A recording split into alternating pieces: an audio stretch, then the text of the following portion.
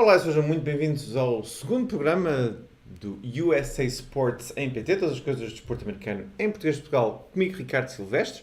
Hoje vou ter aqui em estúdio o Bruno Rafael, o especialista da NASCAR, que vai falar comigo sobre os playoffs, que já começaram, portanto estamos ao rubro no desporto que anda às voltas nas ovais, mas também vamos ter, como é habitual, os comentários e as baboseiras e algumas previsões para Las Vegas, para quem gosta mais destas coisas. Mas para já vamos para as notícias e neste caso vamos começar com a NHL que está na China.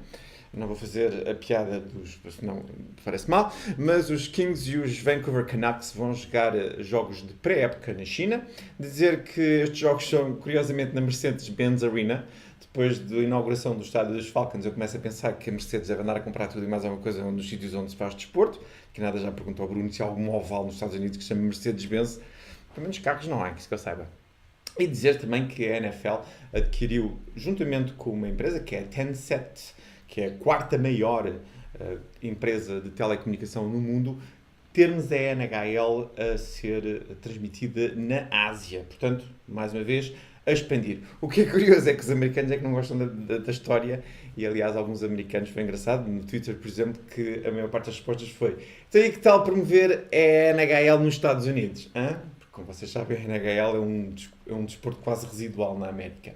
Vamos avançar para a MLB. Foi batido o recorde de mais home runs numa época, de dizer que a coisa tem estado a progredir dramaticamente, como podem ver aqui. Portanto, em 2000 tínhamos 5.000 home runs, em 2017 já vamos com 5.700 e ainda temos uma semana ainda para jogar. Dizer que tem havido alguma controvérsia sobre isso, principalmente por causa de se as bolas podem estar alteradas, e dizer que o comissário enviou um memorando, portanto, para as 30 organizações, a dizer: não senhora, as bolas, não há qualquer alteração nas bolas. Também o controle antidoping tem sido cada vez mais restrito, portanto, estamos a tentar perceber porquê. Talvez seja por causa de o batedor estarem a bater melhor, e às vezes as coisas são tão simples como essas. Eu, para mim, o que quero saber é se posso perder a minha HBO ou o meu Netflix com tanta bola a saltar do estádio para a estratosfera. Entretanto, na NBA está tudo muito, muito, muito expectante com o facto que temos um novo jogador extraordinário, que é o Luka Doncic, da Eslovénia, de dizer que até mesmo normalmente a imprensa que é mais comedida nestas coisas, porque os americanos não gostam desta conversa, como é normal, está tudo histérico, está tudo à espera que o Doncic venha para a NBA. Ele agora na Euroleague teve 40 minutos por jogo com 15.7 pontos, 9 ressaltos e 8 assistências, 1.7 roubos por jogo e 43.4% de precisão no lançamento. De dizer que toda a gente diz que ele é um Ricky Rubio, mas muito melhor, e isso está a deixar os americanos muito, muito interessados, porque principalmente um base que joga muito bem é sempre bem-vindo nos Estados Unidos da América. Só agora aqui algumas estatísticas para vocês verem a nível de comparação com outros jogadores igualmente conhecidos, como é, por exemplo, o caso de Kristaps Porzingis, que podemos ver que, ou por exemplo o Frankie Nikitina, que vai agora também para o Chicago Bulls, portanto, ou Mario Edjonza, ou Dario Saric, o Luka Doncic tem desempenhado sempre melhor quando joga na Europa. Mudando agora de tema... No problem. Well, I think that you probably won't say it again. I bet I do. Okay. Chris?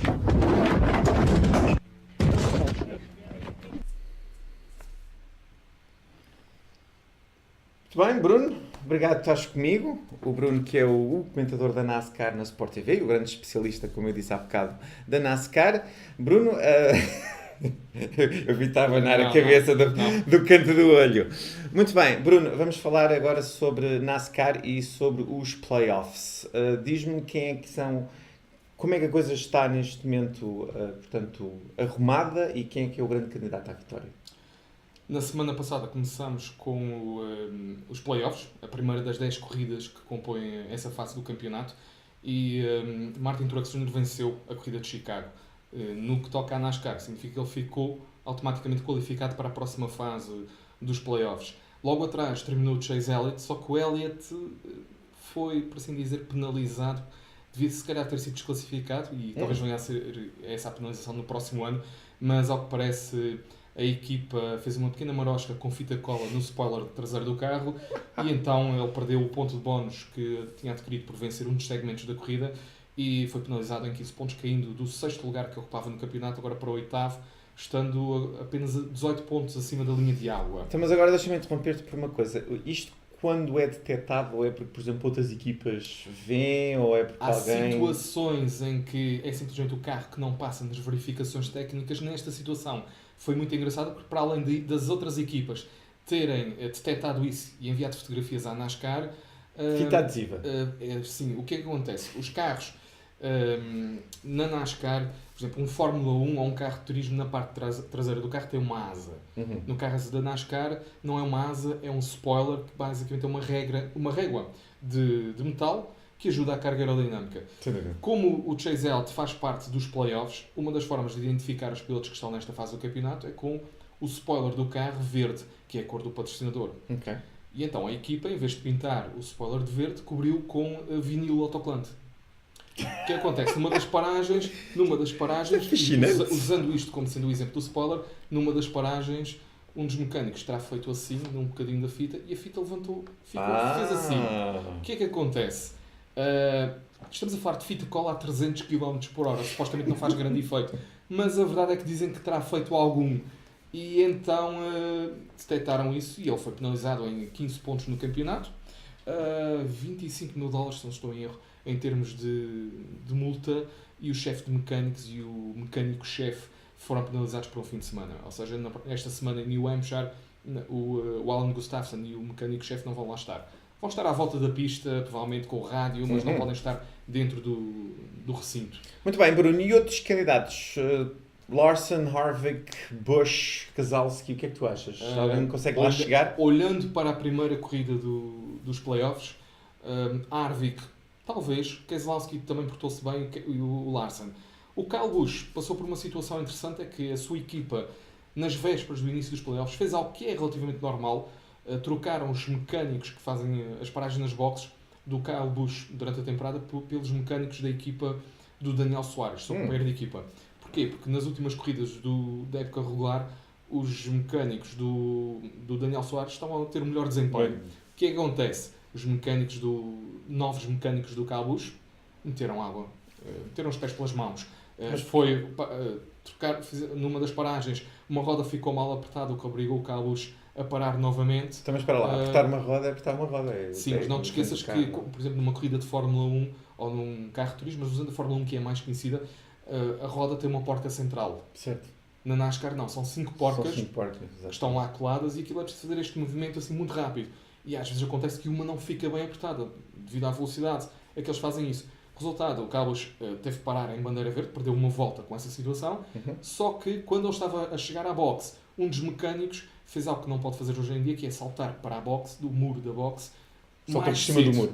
Saltou mais cedo, uma fração de segundo. Foi o suficiente para ele ter de fazer cumprir um drive-thru, ou seja, passar pela linha de boxes sem parar, perdendo mais uma volta. Depois disso, o Truex fez um excelente trabalho como líder da corrida, tentando sempre colocar outros pilotos com volta de atraso para impedir que o Carlos ocupasse a primeira posição daqueles que tinham uma volta de atraso para não receber o free pass. Ou seja, até aí a equipa do Martin Truex Jr., que tem sido aquela que este ano interpretou melhor as regras novas da NASCAR, os pontos de bónus, a forma de acesso aos playoffs, até nisso trabalharam bem. Uma boa estratégia. E além da velocidade que ele mostrou, ele também cometeu um erro nas boxes, excedeu a velocidade a determinada altura e como tal foi penalizado, mas recuperou, venceu a corrida e o Kyle Busch terminou mal classificado, mas mesmo assim ainda está à vontade em termos de playoffs. Okay. Truex é que com esta vitória qualificou-se já para a próxima fase, somou mais 5 pontos de bónus que só vão somar à classificação na próxima fase dos playoffs.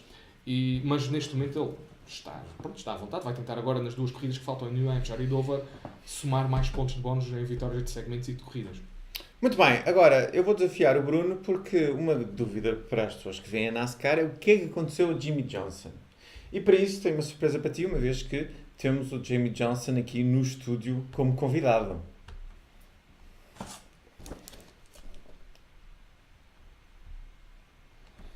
Muito bem. E esta é a cara que eu estava a fazer no separador. Sim. que é que se passa? O que é que tu queres saber de mim, Jimmy Johnson? Antes- Eu que vim a Portugal de propósito para falar contigo, o que é que tu queres saber? Antes de mais nada, o Jimmy Johnson está a precisar de apanhar um bronzito ou algo assim. Ei, eu passo mas- o tempo todo no meu carro, às voltas, não há sol e ainda por cima tenho capacete. E a fazer triatlos e por aí fora. Ah. O Jimmy Johnson, que caso não saibam, é um grande atleta, mesmo a todos os níveis. Mas já agora, o que é que se E passa? conheço a Vanessa Fernandes, inclusive. Não sabias isso, mas a gente conheceu-se no Pronto. outro dia. Ok. Bom, o que é Tá que queres saber de mim? Conta-me. Não, quero saber o que é que, por que razão é que venceste 3 vezes no início da temporada, mas nas últimas 14 semanas as coisas têm estado mesmo muito mal. Apenas 3 top 10, desistências, acidentes, problemas de todo o tipo e, sobretudo, falta de velocidade no carro 48. Dude, é época regular. Who cares? Ok? A NASCAR neste aspecto é como a NBA. Não interessa o que é que fazes no meio da época. O que interessa é o que fazes no final da época. E eu, e tu sabes bem, tenho sempre ganho quando chega à altura certa. E, portanto, Blá, blá, blá. acho que já provei o que tinha a provar. Mas na semana passada, Ter para lá dos 10 milho primeiros. para os pardais, para os primeiros, para os truexes, para os Truex- furniture rolls. Truex, que é o Os que tudo furniture rolls indica, aqui atrás de mim. Truex, que é o que tudo indica, poderá vencer o campeonato deste ano à Não vontade. ganha nada. Eu estou lá e têm contato comigo. Sim. Eu, Jimmy Johnson. Eu, É o Jimmy verdade, Johnson. é verdade, e é preciso sempre contar com o Jimmy Johnson porque, lá está, mesmo com uma época tirada praticamente a papel químico em relação ao do ano passado, ou seja, vitórias no início da temporada, um verão miserável, o Jimmy Johnson foi 7 vezes campeão, ou seja, igualou Dale Earnhardt e Richard Petty como os grandes campeões da história da NASCAR, com 7 títulos. Só que realmente as coisas este ano estão um pouquinho diferentes e parece haver falta de velocidade no 48, mas esta semana vamos estar em New Hampshire, que é uma pista de uma milha com pouca inclinação do Jimmy Johnson. Anda bem, mas não é a sua especialidade.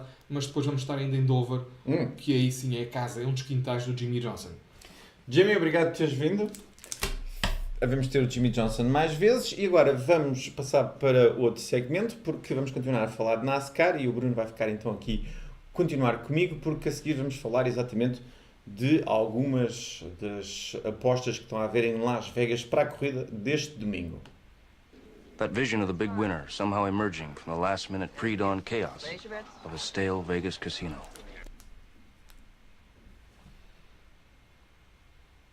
E bem, estamos de volta, Bruno. Eu vou fazer-te aqui um desafio porque temos na NASCAR, para esta corrida, como estavas a dizer, em New Hampshire, temos aqui algumas lines que são interessantes, ou seja, para quem quiser apostar $100, Truex é preciso apostar sempre para ganhar 275, o Larson 500, Busch 350, Hamlin 500 e Harvick então a 800. Seria a aposta mais tentadora, mas diz-nos tu que és o especialista, quem é que tu achas que deste grupo seria a melhor aposta? O Truex é quase even money, já o Larson e o Hamlin já é um bocadinho mais tentador. É verdade, mas é assim, o Truex, lá está, é fácil. Eu, pessoalmente, talvez apostasse no Danny Hamlin, porque o Hamlin venceu a primeira corrida de New Hampshire deste ano e é um tipo de pista onde ele se dá muito bem. Apesar dele ter muito medo do troféu de New Hampshire, porque é uma lagosta viva e ele tem mesmo terror de lagostas. Até há um vídeo no YouTube do Victory Lane de New Hampshire deste ano com ele a fugir da lagosta. O Kevin Harvick, que está aí com uma excelente média, também pode ser uma boa aposta. O Harvick, que acordou na semana passada, este ano a equipa Tony Stewart mudou de Chevrolet para Ford e tem sido um período de ajuste. Ele na semana passada andou depressa, terminou bem classificado na corrida e New Hampshire também pode ser um sítio onde ele possa andar bem. Mas também, Bem, 1 para 8, ou mais 800. Mas como sempre na NASCAR há que contar com pelo menos 10 a 15 pilotos que podem vencer qualquer corrida. E o Keselowski é outra boa aposta. O Joey Logano, que apesar de não estar nos playoffs, também acordou agora nesta fase dos playoffs e poderá ser outra boa aposta. E o Kyle Busch também. Muito bem, eu vou-me despedir do Bruno para já, mas ele vai voltar, porque à medida que os playoffs e as fases dos playoffs vão avançando, eu vou querer que ele venha mais vezes. Bruno, muito obrigado por ter estado comigo. Foi um prazer, até à próxima. E não correndo ainda com o Bruno, mas quero eu também dar-vos algumas sugestões, neste caso para algumas previsões da NFL, para os jogos de Sunday Night e de Monday Night, Oakland, -3, Washington, take it, como dizem os nossos amigos americanos. Esta é uma line que é quase garantida, portanto, easy money. Já as outras, por exemplo, em Dallas contra Arizona, -3, eu e o Pedro Viana também totalmente recomendamos esta line. A nível do over ou under, portanto, para quem está menos identificado, 55 pontos no jogo de Oakland contra Washington, 46 pontos e meio no jogo de Dallas contra Arizona, claramente é o under. Portanto, under é preciso apostar $1 para ganhar 1,91. Os overs estão um bocadinho mais elevados, o que é normal, em Dallas não. E, portanto, aqui claramente é apostar nos unders. A gente não acredita, eu e o Pedro, não acreditamos que vai haver muitos pontos nestes jogos. Muito bem, vamos então agora para as despedidas.